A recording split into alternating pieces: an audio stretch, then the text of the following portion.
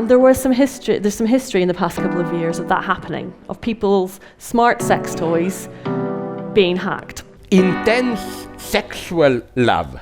In some sense, and that's why I like it, it's, in what sense it is evil. I think it's really unfortunate that people use porn as a source of sex education. As a performer, it's pure fantasy.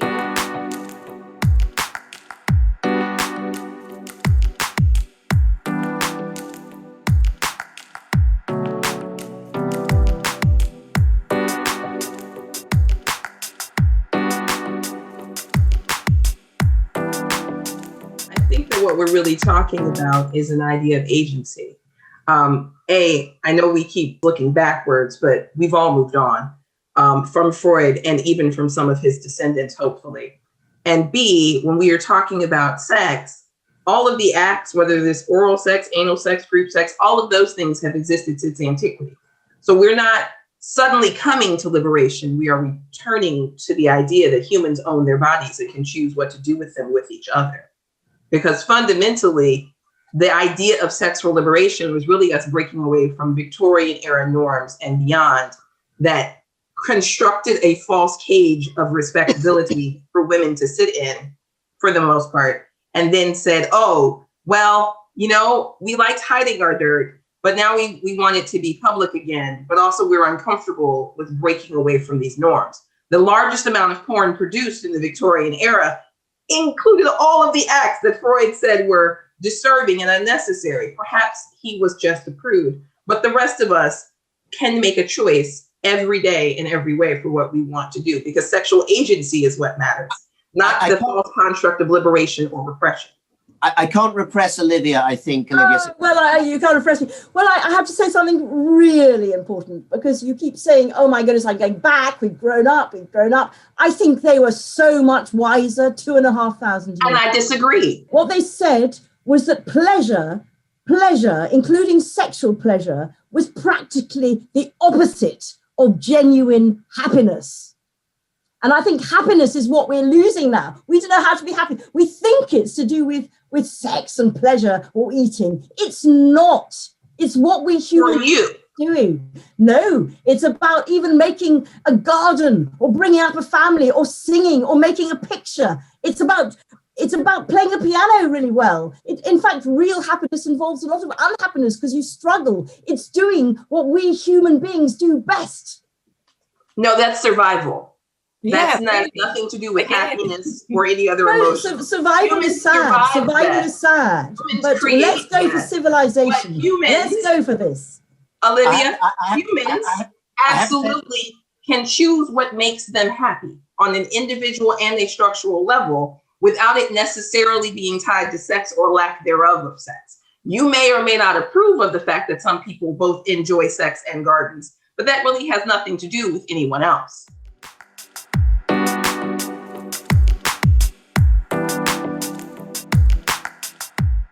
This is Harmony. Harmony is motionless from the neck down. She's just a doll from the neck down. From the head up, she has some animatronics, so she can move her face, she can smile, turn her head slightly and blink. And she speaks. She has an artificial intelligence personality. That's interesting. It's a standalone personality, so you don't have to have the personality integrated into the doll. You can carry it around with you on your phone or your tablet and have conversations with her. But it's essentially just quite a sophisticated chatbot. So sex robots have been in the headlines for a while, but then that's the only one that's got out there. So what's all the fuss been about? Well, this one on the left, this True Companion, that's what they say it's going to look like on the top left. This is what it actually looked like when it was unveiled at a trade show. There is a big difference. This one is particularly interesting because this has been in the headlines for years, and yet no one's ever seen one other than that model. Now, the guy who makes them says that he's got thousands of orders, but we've never seen anyone admit that they've got one. And in that kind of community, you'd usually hear someone talk about it. So I'm a little skeptical about whether or not this exists. Don't think it really does. In the top right, is a an engineer called Sergio Santos who has invented a sex robot called Samantha.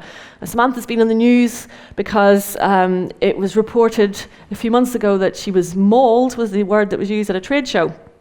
And there were lots of headlines about this sex robot has been attacked, sexually assaulted, raped at a trade show. I thought this sounded a bit weird, so I dug into that story, and then I talked to Sergio as well. And essentially what happened was he put the robot on display at a trade show and said to people, yeah, of course, go ahead, have a touch. It's a delicate object, and so people did. They went and they touched and groped. It wasn't a sexual act. And of course, it did get damaged, but not to the extent that the newspapers made it out to be. Samantha's an interesting robot.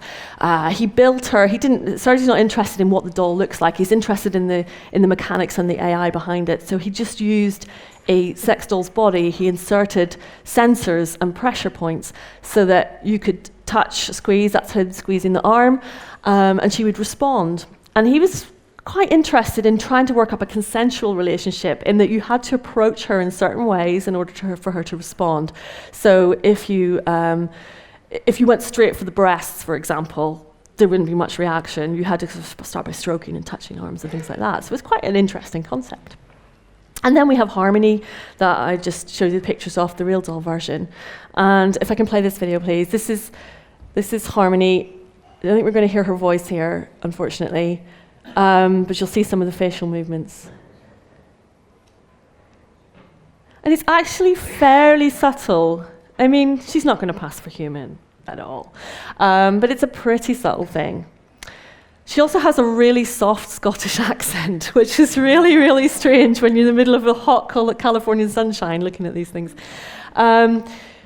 So Harmony was released alongside another model called Solana recently, and they're also, within the past 2 weeks, a male version has been featured from Real Doll on the cover of New York Magazine. So the interesting thing is, why are they all in this form? What is this about this hypersexualized female form of the sex dolls? Because I think that's really quite unimaginative. And it doesn't really reflect the way robotics in general is going. And it comes with a whole host of problems, ethical issues, legal issues, all sorts of things that I think we can avoid by doing a very simple thing.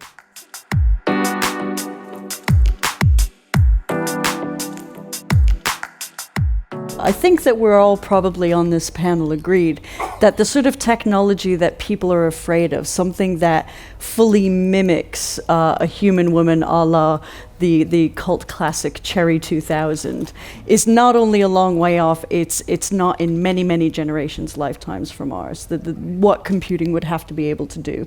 So we can kind of take that idea and set it aside, because we do have robots that turn backflips, and we have robots that win at chess. These are not the same robots, and also their intelligence is not generalizable. My washing machine cannot also cook my rice. It can't take what it's learned about my wash and apply that to another problem, which is great news. But quite recently I saw a take in the press that was actually saying sex robots will be great because they will replace sex workers, and then no woman has to be abused as a sex worker again. Obviously I have problems with this as a former sex worker. When you think about, my cultural touchstones for things like this are Star Trek: The Next Generation. We had Mr. Data, who could physically mate. He looked humanoid. He could physically mate with a lot of different species, but he really couldn't give you pillow talk. And if it's just the act of getting somebody to reach orgasm that constituted what sex work is and what sex is, I would not have been that effective an escort, because it would just be people turning up. They want the chat, they want the human interaction. When you look at things like, they're absolutely horrible, but the review boards for escorts, the most cutting thing that a client can say about an escort is that she was robotic. That would kill your career overnight. So it's only ever going to be a minority of people, the love doll people, who want a fleshlight that talks to them. But if what we're talking about is just reaching orgasm, in a way, women have been bridging this gap with Hitachis and imagination for years. But that does very much depend on our own imagination being involved. And really, to kind of assume otherwise is to assume that the work of sex, while it's a very basic need, it's actually one of the most complex relationships. It's the most complex thing we do. So when people are saying, oh great, we'll have sex robots and we could put the sex industry out of business, it's kind of assuming that what I did as an escort is no more complicated than what Alexa does when you ask her to refill your birdseed order. So overall, sex workers are not, and sex in general is not, to kind of misuse the Rodney Brooks phrase, we are not fast, cheap, and out of control.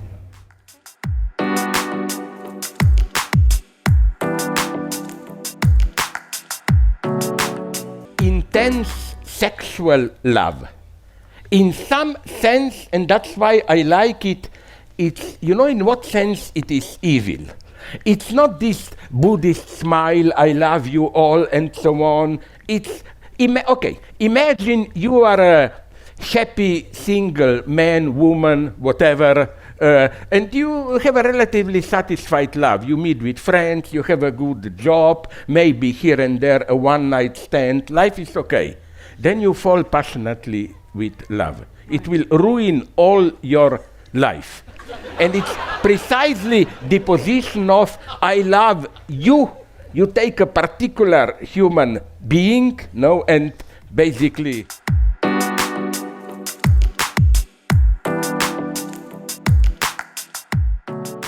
the commercialization, the ownership of our sexuality by big business, if you like.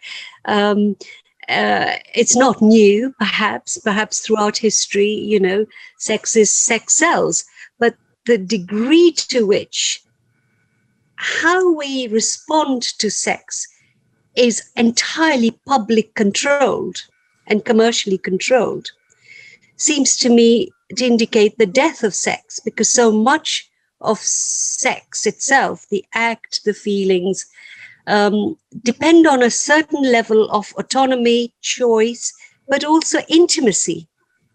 We have the right to keep our sexual selves away from the prying eyes of those who want to make money out of us, from social media, from these very dangerous new things that are happening of putting images on social media without consent, when they are particularly used by men against women.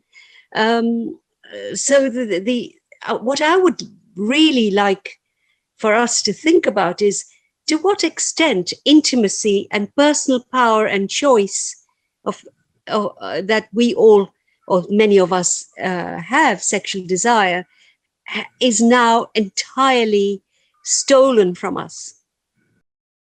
And I find that very problematic. I have a young daughter.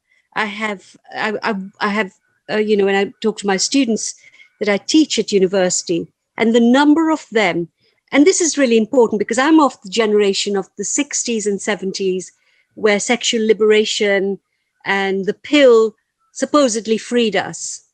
But what it actually did is what Germaine Greer later came to understand, that it made prisoners of us, because for men, there was no cost. They could just eat, meaning have as much sex as they wanted and expected it and demanded it. And we were not cool unless you delivered it. That is even 1,000 times worse now. Young women do not feel they have the right to refuse it. They do not feel they have the choice. I have spoken to so many young women who have told me that they do things they don't want to do sexually because that's what's expected culturally. So I think we're in a bad place.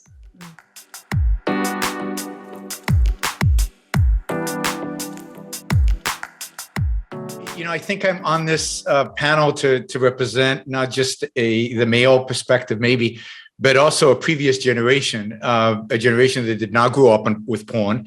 We found it, but we had to work to find it, right? You had to work to find it. Reel-to-reels, and magazines and things like that. It wasn't just available at a click of a button.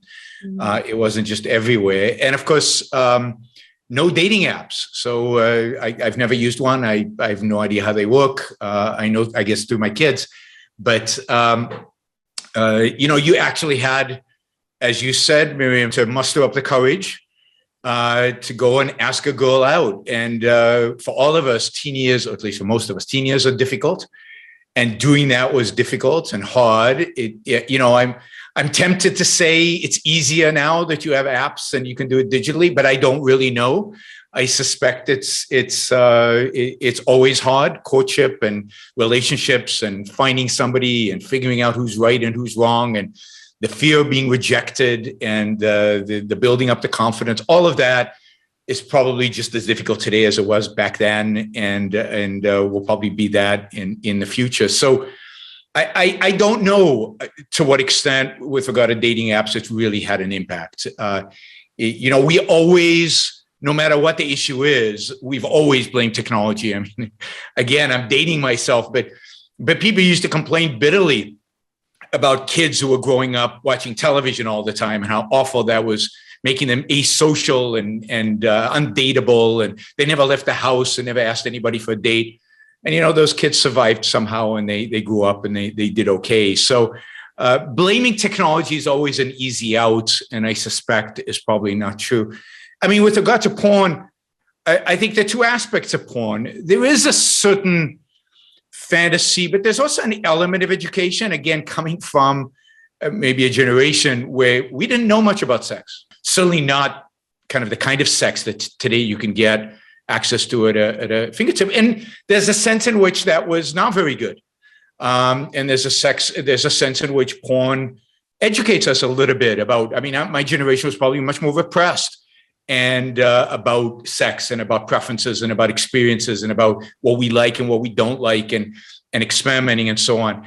And I think pornography at least exposes us to the variety and teaches us about what's possible. And maybe we'll try some of those poses, and it turns out that, they don't work. But of course, there was always, I remember buying it, what was it? The book, the Kama Sutra book, right? That has many of those poses, and they don't work. Maybe they work, but they're not very pleasurable. So there's always been a desire to figure this out and to increase pleasure and find what works and what doesn't. And I think that kind of exploration is a good thing. People should go out there and try and discover and figure out for themselves. But there is also a downside to porn, I think. When you confuse fantasy with reality, or when you use the fantasy to replace reality, and you replace masturbation and pornography to replace actual relationship and actual intimacy and actual sex, or even the one night stand. And I'm not, I don't want to come out as I'm against one. My previous comment was about that's all you do, or you do that all the time, right? Once in a while, yeah, I'm sure it's a lot of fun. But if you don't want to go out there, you don't want to try, you don't want to actually engage because you're getting some simulated replacement through pornography and through masturbation. If it replaces intimacy, and if it replaces dating and relationship, and ultimately we haven't talked about love, if it replaces love, I don't know what a fulfilled life is if it doesn't have relationship and love and sex. I think people are missing out to the extent that they are that they're replacing it with some fake fantasy. Again, there are opportunities out there, and it's to learn about those things, and it can be obsessive, and it can replace the real thing, and that's a tragedy if it happens.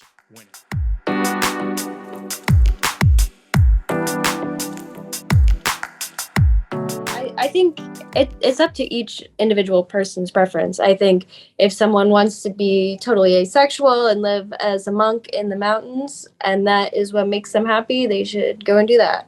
I personally, sorry, Yaron, I love a good anonymous romp in the hay. I gotta say, there's something particularly fun and exciting about that. And I don't think it has to be necessarily a lack of intimacy.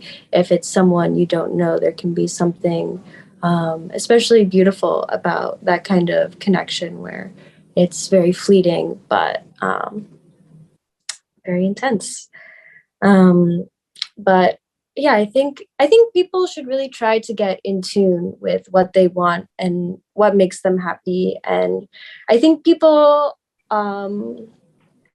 some people are starting to do more of that. I do think that there can be a lot of online discourse, though, that can get really toxic, where people will shame someone for having different preferences than them. And there's this sense of righteousness from people who have different preferences, like you should only have sex within a marriage, or like sex is evil and bad and you should only do it to make babies. I think it's really unfortunate that people use porn as a source of sex education. As a performer, it's pure fantasy, you know, we're shooting these scenes, and it's, you know, often 2 hours for a short 5-minute clip. So there's a lot that's cut out that you don't see. I think this country really needs proper sex education, and not just about the pure mechanics of it, but about pleasure. I do think that other people from diverse viewpoints making more porn would be great too. So much of it is, you know, kind of the same stuff, and I get, you know, it's what certain people are into, but I think there could stand to be more diversity in porn. I do think as well that dating apps have really made it difficult for people to date in the way that they used to. I'm a big fan of dating your friends and people that you've known for a long time.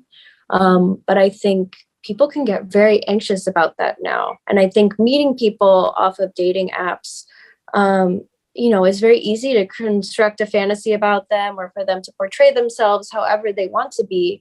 And eventually, you know, you realize, oh my goodness, like maybe this is not actually, I didn't know what I was getting into. Whereas when you date within your friend group, obviously there's a potential for more drama, but you also kind of know what you're getting at the end of the day. You're like, all right, I've seen this person date 5 different people before. I kind of know how the relationships went, how they ended, what the conflicts were. And so I think in a lot of ways, it's a much more natural way to date. On the issue of porn, I wanted to ask you, is it your sense, especially I'm really interested to hear what the rest of the 1 hour and 55 minutes that are cut out, what are we not seeing, and what should we be seeing that maybe might help people have a more realistic perception of sex, rather than sort of the 5 minutes, as you say, that are cut down from that perhaps has a kind of false representation of what's really going on. But is it that watching porn, and particularly like the fact that people are watching porn younger and younger and having access to kind of, I want to say, more and more extreme forms of porn, like there's like a gamut of taste, but there's also sort of you know, sort of the kind of pornography that I think just even 10 years ago, you would have had to go really, really niche to find, that's now much more easily accessible to younger people. Is that leading, in your view, to a kind of, is that affecting people's sense of what sex is and their desire to engage in it? I mean, how is porn affecting people's sense of desire, would you say? This is a very interesting question, because I think I experience it from both ends, both with my experience escorting and seeing clients, and with my experience as a performer. You know, we'll be doing crazy positions in porn that this is less something that happens in my videos, but my friends who do very mainstream porn, it's like, you know, they'll be like getting their leg up over there, and like, you know, and they'll like get it like spend like 10 minutes getting into the perfect position, like wiggling around. It's so uncomfortable, and they're like, all right, like we'll shoot, let's roll. And then they like shoot like, you know, 10 minutes of that, and they're like, okay, cut. And then like, you know, like, all right, now and like, let's do this. Like it's so unsexy in this way, being on one of those sets. I mean, it is kind of fun, of course, you know, taught to watch people having sex, but it's way less sexy than you might think. But when I would have clients sometimes where I would just be like, oh my God, this guy watches so much porn and just thinks that's how sex should be, and has never like really had like actually good sex. Like And it would be such a tragic thing where, you know, they'd be sort of like, you could tell they have this checklist where they're like, all right, we got to do, I don't know how explicit I'm allowed to get in here. Missionary, then cowgirl, then like I'll finish in doggy style and like all this stuff. And like, oh, I want to, you know, check all these boxes and get all these little moments. And it was just like, you're not really like in the moment when you're doing that. You're not like actually genuinely connecting with the other person. And I think that is something that people who use porn as a sex education tool and are not actually connecting with themselves and their bodies tend to get into.